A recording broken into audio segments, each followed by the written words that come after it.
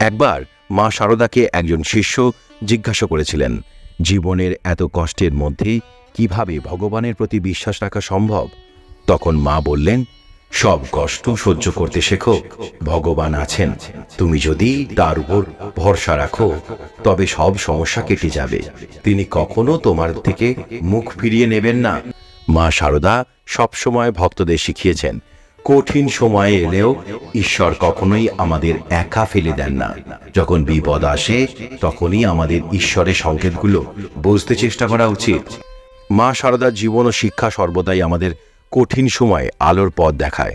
যখন আমরা বিপদ, দুর্ভাগ্য এবং চূড়ান্ত অর্থকষ্টের মুখোমুখি হই, তখন তার কথা আমাদের মনে করিয়ে দেয় যে ঈশ্বরের সংকেত এবং স্নেহ সব সময় আমাদের পাশে থাকে, এমনকি সবচেয়ে অন্ধকার সময়েও। মা শারদা বলতেন, যখন খুব বেশি কষ্ট আসে তখন মনে রেখো, ঈশ্বর তোমার পরীক্ষা নিচ্ছেন।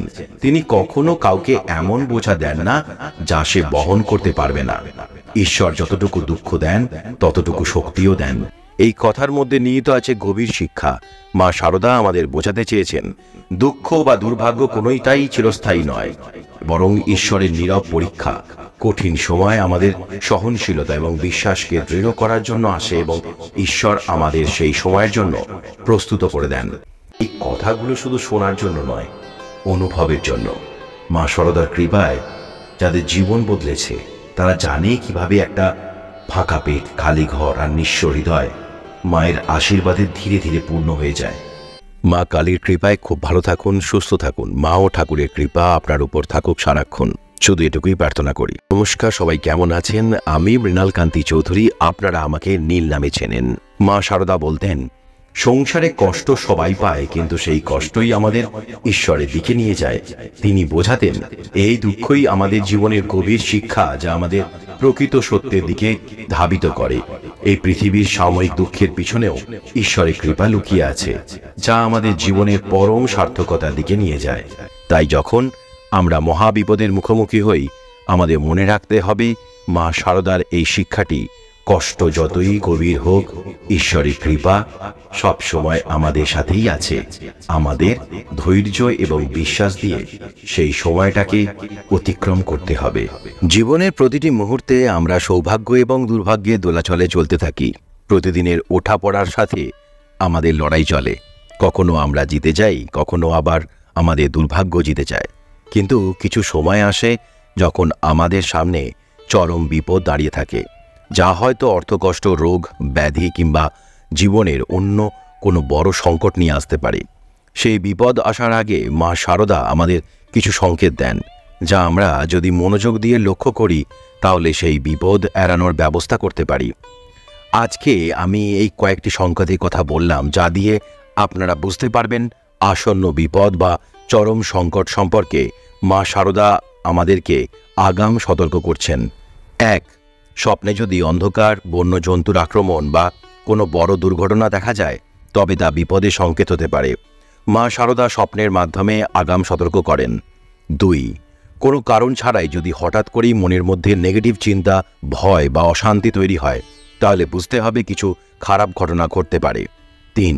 পরিবারের সদস্যদের মধ্যে অযথা ঝগড়া বা অশান্তি শুরু হলে সেটা আসন্ন সংকটের একটি সংকেত হতে পারে। 4. হঠাৎ করে যদি অকারণে টাকা পয়সা চলে যায় বা অর্থের অভাব দেখা দেয়, তবে এটি অর্থনৈতিক বিপদের ইঙ্গিত। 5. হঠাৎ করেই শরীরে বারবার অসুস্থতা দেখা দিলে, যেমন বারবার ঠান্ডা লাগা, গা ব্যথা বা অন্য কোনো অল্প অসুস্থতা দেখা দিলে, সেটি বড় বিপদের আগাম সংকেত হতে পারে। 6.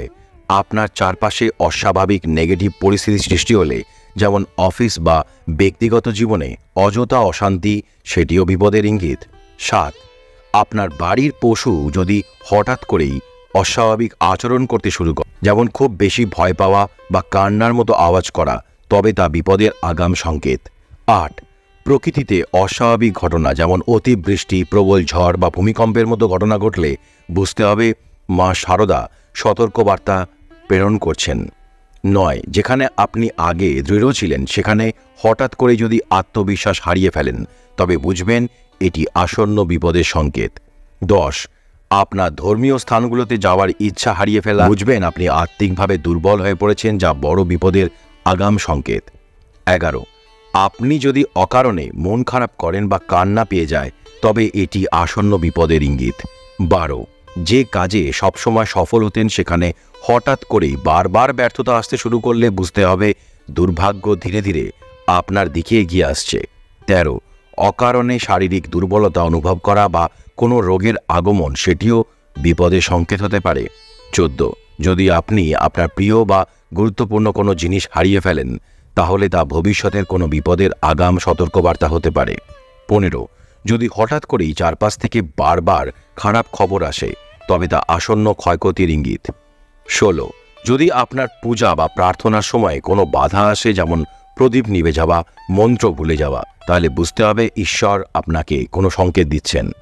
17, আপনার কাছের মানুষদের সঙ্গে হঠাৎ করে দূরত্ব বা ভুল বোঝাবুঝি সৃষ্টি হলে বুঝতে হবে এটি আসন্ন সংকটের লক্ষণ। 18, যদি পুজোয় মন বসতে না পারে বা হঠাৎ করে যদি প্রার্থনার ইচ্ছা হারিয়ে ফেলেন, তাহলে বুঝবেন আত্মিক দুর্বলতা আসছে। 19, অনেক সময় ভিতর থেকে হঠাৎ বিপদের আগাম অনুভূতি আসে। এই অনুভূতি উপেক্ষা না করে সতর্ক হওয়া উচিত। 20, প্রাত্যহিক জীবনে শুভ লক্ষণগুলি যদি হঠাৎ অদৃশ্য হতে শুরু করে, যেমন শুভ ঘড়ির আওয়াজ না শোনা, তবে তা বিপদের ইঙ্গিত। 21, আপনার ঘরের মন্দিরে হঠাৎ প্রদীপ না জ্বলা বা পুজোর জিনিসপত্রের ক্ষতি হলে বুঝবেন মা শারদা আপনাকে সতর্ক করছেন। 22, আপনার ঘরের পরিবেশ যদি হঠাৎ ভারী বা অস্বাভাবিক মনে হয়, তাহলে বুঝবেন সেটি একটি সংকেত। 23, যেমন রাত্রিবেলা প্যাঁচার ডাক শোনা বা কোনো পাখির অস্বাভাবিক আচরণ লক্ষ্য করলে বুঝবেন তা বিপদের আগাম সংকেত হতে পারে। এই সংকেতগুলি যখন আপনার জীবনে প্রকাশ পাবে, তখন বুঝবেন মা শারদা আপনাকে আসন্ন বিপদ সম্পর্কে আগাম সতর্ক করছেন। এই সংকেতগুলি উপেক্ষা না করে সঠিক পদক্ষেপ নেওয়া উচিত, যাতে বিপদ থেকে মুক্তি পেতে পারেন।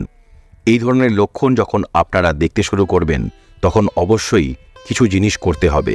কালকের ভিডিওতে আমি উল্লেখ করব যে আপনাদের কি করতে হবে এবং মা শারদার কোন মন্ত্র উচ্চারণ করতে হবে বা পাঠ করতে হবে, যার ফলে আপনারা এই ধরনের বিপদ থেকে মুক্তি পাবেন। অবশ্যই কালকের ভিডিওটা দেখবেন।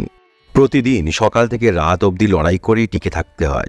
কখনো কপালে সুখের ঝলকানি আসে, কখনো নিঃশব্দে ঢেউয়ের মতো ভেঙে পড়ে দুর্ভাগ্যের চাপ। কখনো মনে হয় সব ঠিকঠাক, কিছুদিন পরেই ভালো দিন আসবে। আবার কখনো মনে হয় একটার পর একটা বাধা এসে জীবনটাকে গিলে ফেলছে। প্রতিদিনের সেই ছোট ছোট জয় পরাজয়ের খেলায় কখনো আমরাই জিতি, আবার কখনো আমাদের দুর্ভাগ্য জিতে যায়। এইসব উত্থান পতনের মাঝেই হঠাৎ আসে এক মহা বিপদ, যেন সবকিছু শেষ করে দিয়ে যাবে। হঠাৎ করে সবকিছু যেন এলোমেলো হয়ে যায়। প্রিয়জনের অসুস্থতা, চরম অর্থকষ্ট, সবকিছু মিলিয়ে জীবনটা যেন এক দুঃসহ বোঝা হয়ে ওঠে। এই সময়গুলোতে চোখের জল আর লুকিয়ে রাখা যায় না, কিন্তু আমরা কি জানি মা শারদা আমাদের সেই সংকেতগুলো দিয়েই আমাদের একা ফেলে রাখেন না। এই পৃথিবীর সব কঠিন সময়ের মাঝে আমাদের মনে হয় আমরা একা, কিন্তু আসলে আমরা একা নই। প্রতিটা সংকেতের পিছনে লুকিয়ে রয়েছে মা শারদার নীরব চূড়ান্ত অর্থকষ্ট, অসুখ, বিসুখ আর দুর্ভাগ্যের করাল ছায়া যখন সব দিক থেকে ঘিরে ধরে, তখন বুকের ভিতরটায় যেন দম বন্ধ হয়ে আসে। সেই একা একা কষ্ট পাওয়া, নিজের মনকে শান্ত করার সেই নিরন্তর চেষ্টা, যখন মনে হয় কোনো আশার আলো নেই, জীবন তখন হয়ে ওঠে এক দুঃস্বপ্ন, যার থেকে জাগার কোনো পথ নেই। সব হারানোর ভয়ে মনটা কেঁপে ওঠে, যেন পায়ের তলা থেকে মাটি সরে যাচ্ছে আর আমরা পড়ে যাচ্ছি এক অজানা গভীর অন্ধকারে। তখন মনে হয় ঈশ্বর কেন আমাদের এই সংকেতগুলি দেন, যেন আগাম বলে দিতে চান সাবধান হও, এই পথটা খুব কঠিন। আমরা হয়তো সেই সংকেতগুলো বুঝে উঠতে পারি না বা বুঝেও উপেক্ষা করি, কিন্তু একদিন যখন বিপদ এসে দরজায় দাঁড়ায়, তখন বুঝতে পারি মা শারদা অনেক আগে থেকেই আমাদের জানিয়েছিলেন এই বিপদের কথা। ব্যস্ত এই শহর জুড়ে ভেসে আসে অবিশ্বাসের ঢেউ। সবাই বলে সাথে আছি, পাশে থাকে না কিন্তু কেউই। ভুল মানুষকে অনেক কিছু শিখিয়ে দেয়, কিছু কষ্ট মানুষকে পাথর করে দেয়, কিছু অভিমান মানুষকে অনেক পর করে দেয়, আর কিছু বাস্তব মানুষকে বদলে দেয়। সেই অতীতের কথা ভেবে কষ্ট পাওয়া হলো আবেগ, আর অতীত থেকে শিক্ষা নিয়ে সামনে এগিয়ে যাওয়াই হলো বাস্তবতা। আজ এটুকুই, আবার দেখা হবে পরবর্তী ভিডিওতে। সবাই খুব ভালো থাকবেন, সুস্থ থাকবেন। নমস্কার।